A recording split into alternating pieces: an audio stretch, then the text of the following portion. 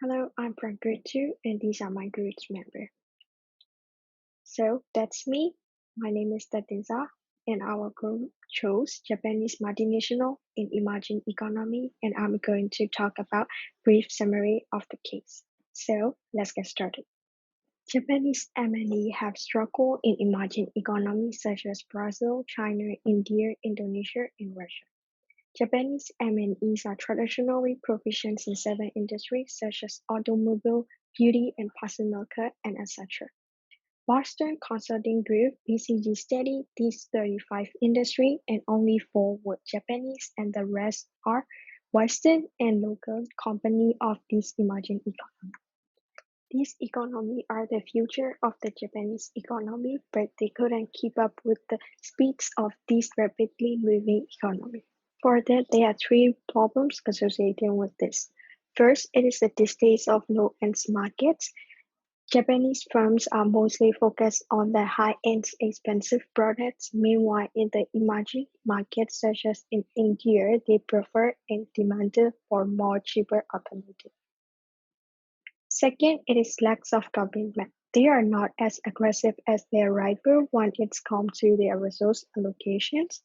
Lastly, it is lack of talents.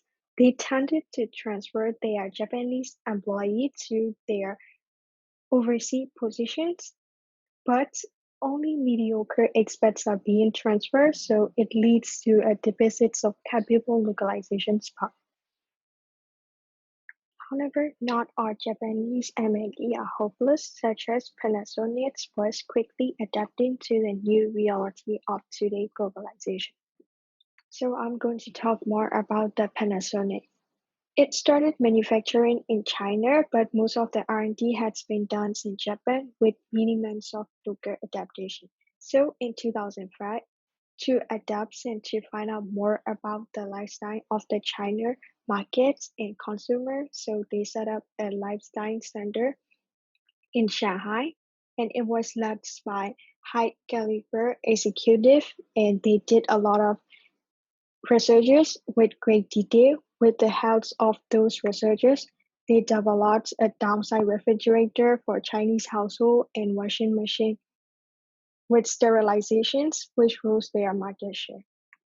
However, their success was only obtained by the efforts and close relationship between Shanghai-based colleagues and Japan-based colleagues, such as knowledge from the China to the rest of the Panasonics and the vice versa.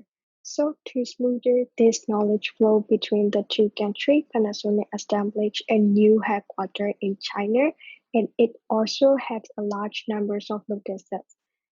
So they even get out autonomy to this headquarters in 2008. Their successful market research and development encouraged them to go global visits. As they go global visits to find out more about the global markets and industry, they establish lifestyle research center for Europe and also for Asia.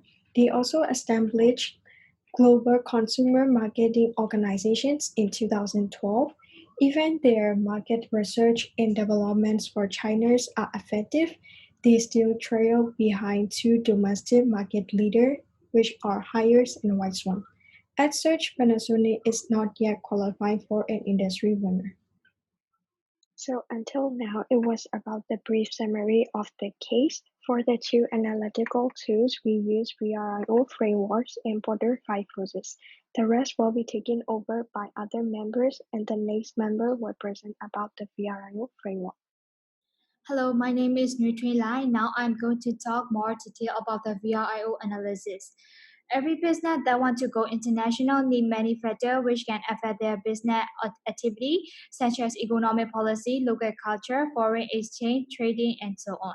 These factors can help and connect the company in operating one country to another, but as mentioned above, Japanese multinationals are facing some struggles in emerging economy, which represent their growth in future when compared to other multinationals. To clarify this problem, the VRIO model can be useful as this model helps to define and project an organization resource and capability which can give a long-term competitive advantage to them. So what is VRIO? VRIO stands for Valuable, Rare, Immediate, and Organization. When we are going to practice this VRIO analysis, we first have to know research and capability, which include both tangibles and intangible. So what is value? Value make how organization may add value for customer by using resource and capability. Also, company need to recognize how valuable is a result available and does it offer a product or service that add value to the customer. Second one is rare. Rarity is about the availability of a company valuable resource and capability in respective industry. Also, company need to know how they control and allocate their resource and capability that are rare. If the resource availability is rare, they can get temporary benefits since the competitor can gain these rare resources later on and become common in the market. Next one is imitate. In this stage, companies have to ask themselves that are there any alternative substitute for rare and valuable resource? Again, how easy it is to imitate these results, otherwise consumer can get confused by those substitute projects. Lastly, it is an organization. These part take one of the important role even after the company results past all those valuable rare imitate stages. If the organization can manage and fully perform, it won't be on the level of which the firm has first expected to be. So organization need to know does the company have the appropriate structure procedure to maintain competitive advantage. After this, I will explain some real-world company by comparing their VRIO model, which is Japanese brand Panasonic and China brand called Haier. We've made some research about those multinational electronic company. As you can see in here, we describe three areas, which is patent, diversification, and distribution. For Panasonic, they have end-use competitive advantage. Although the patents are variable results as company can sell the product with no interference. Again, they are rare resources as they can be used and possessed by the competitor. Also, it is not easy and legally allowed to duplicate the patent, but in organization, they do not manage well for their potential, but they still have a chance to improve the system before the expiration of patent. For diversification and distribution, they have the sustainable competitive advantage. In diversification, they have value-added innovation through economic design with latest concept. This product diversification is not copied from other firms. Instead, it is made from Panasonic, stating that it cannot be found anywhere else. Also, it is very hard to imitate since the strategy are intangible and unique. One evidence of this case was concerning with Panasonic newly introduced Ion. Panasonic responded to this by comparing with copycat project and their original project. The result was clear that there was a different equality between the original one and the imitated one. For this to run efficiently, it will need strong and organized procedure. So lastly, Panasonic distribution has reached out more and more customers around the world. It will help it to gain more customer share of market and increase profitability of Panasonic. As their distribution system is huge, it is difficult and challenging for competitor to copy the existing distribution channel, which Panasonic has been gradually advancing their system. These are the results that organization can handle very well in this area. When we compare with Haier, they have all sustainable competitive advantage in this respective category, which means they have variable and rare resource and capability and not easy to imitate and organize resources and capability in patent, diversification, and distribution. As a result, there is no huge gap between Panasonic and Haier, but why Panasonic have some problems in emerging their business in China, not because their product is bad, but because Haier and some electronic brand called Swan has already influenced their domestic market and having innovative product which can lead to global market. And also they can also call market leader. Also, higher have good relationship with government, which is a beneficial result for them. That's all for now. Another analysis will be presented by one of our members.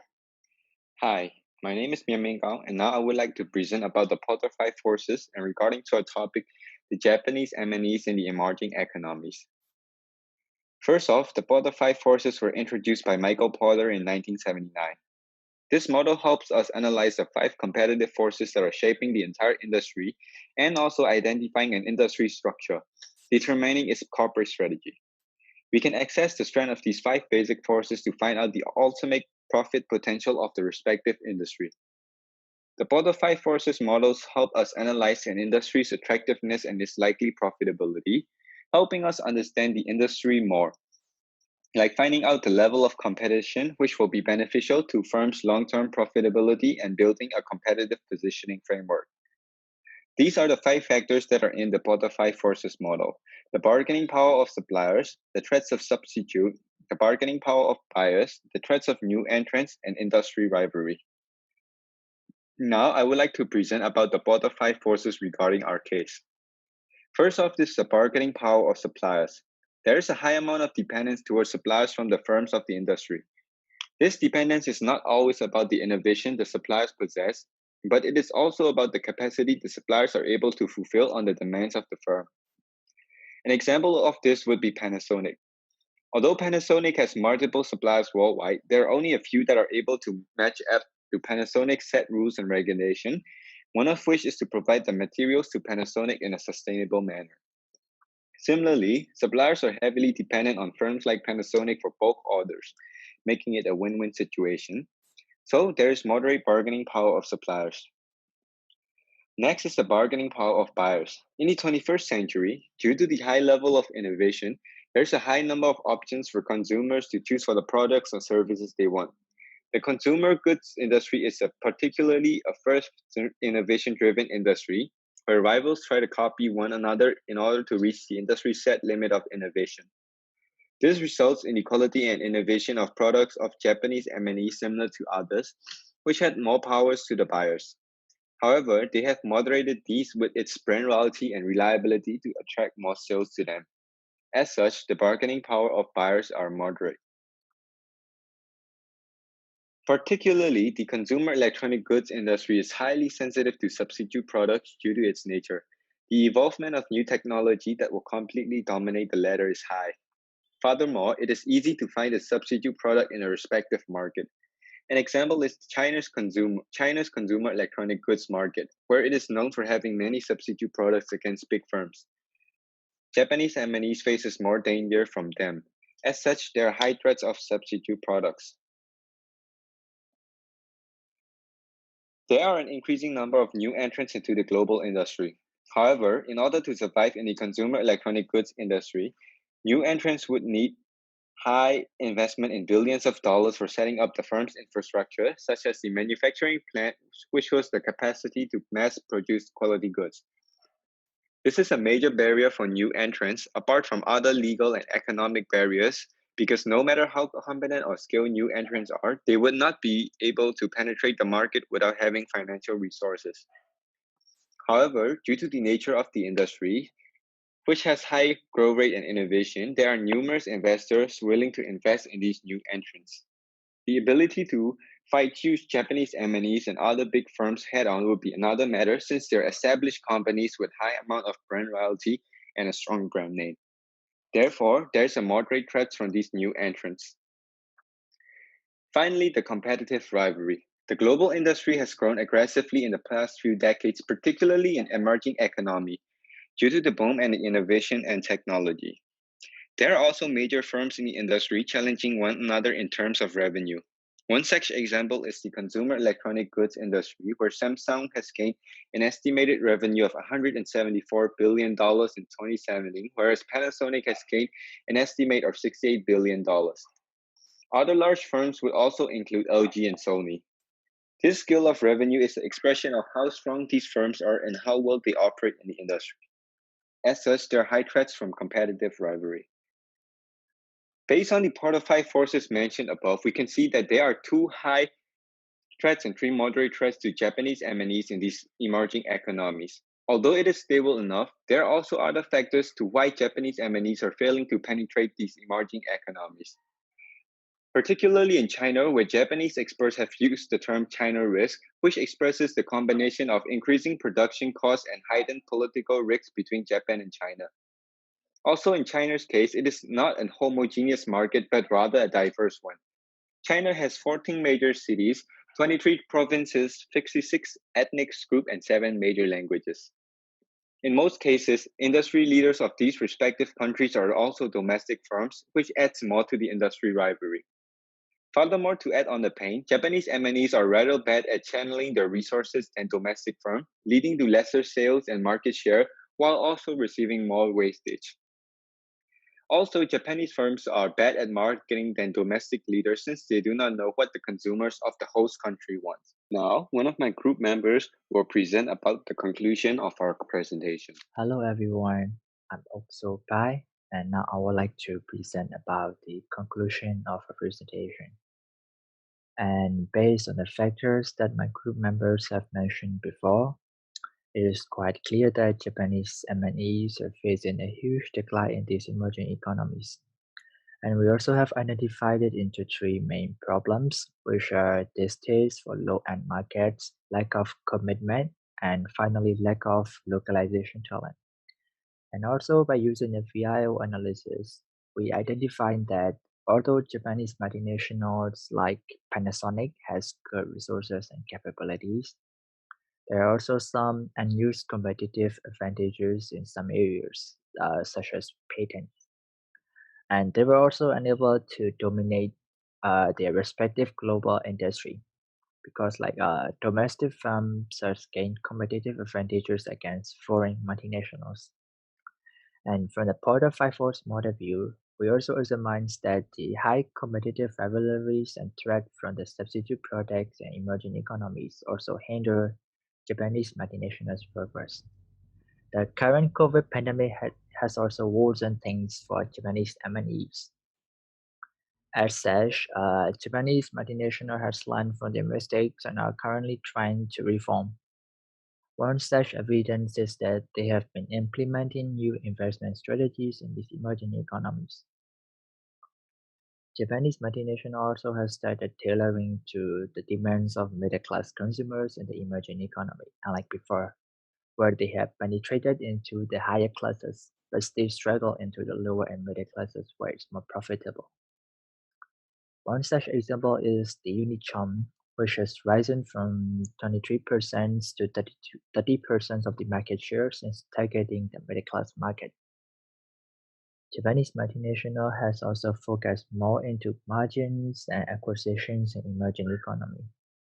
In one cases, Daikin has spent $2.1 billion to acquire Malaysia's oil to accelerate its growth. There are also increasing commitment from Japanese multinationals into the emerging economies by the increased localization of their product and services. And this will conclude our presentations. Thank you for your attention. Have a nice day, sir.